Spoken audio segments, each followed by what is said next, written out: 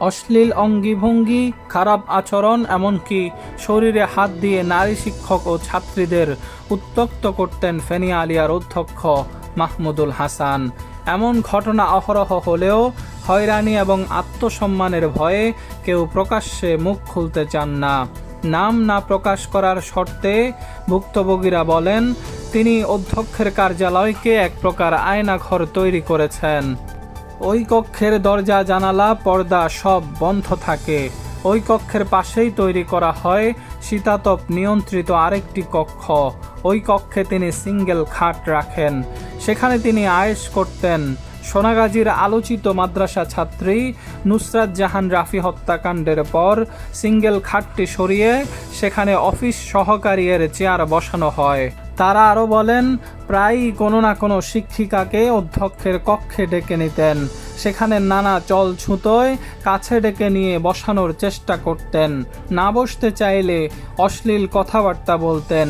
এক পর্যায়ে গায়ে হাত দেয়া এবং হাত ধরে টানাটানি করতেন। দিনের পর দিন তার মাত্রা সীমা ছাড়িয়ে যায়। অনুসন্ধানে জানা গেছে 2024 সালের আলিম পরীক্ষার 2 ছাত্রী পরীক্ষার ফি 4,500 টাকা থেকে কমানোর আবেদন নিয়ে অধ্যক্ষের কক্ষে যায়।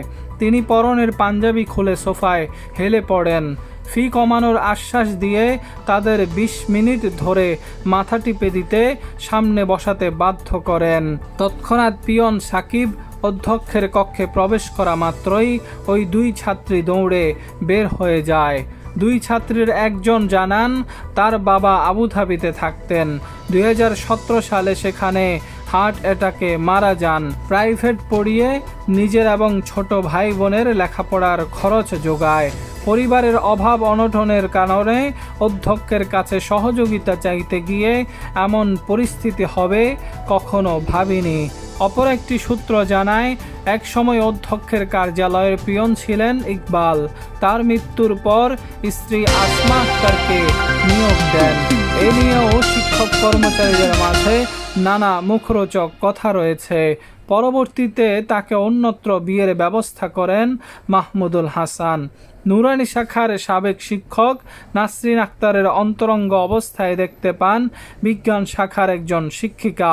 এক কান দুই কান হয়ে বিষয়টি ছড়িয়ে পড়ায় করোনার অজুহাতে নাসরিন আক্তারকে বাধ্যতামূলক চাকরিচ্যুত করা হয়।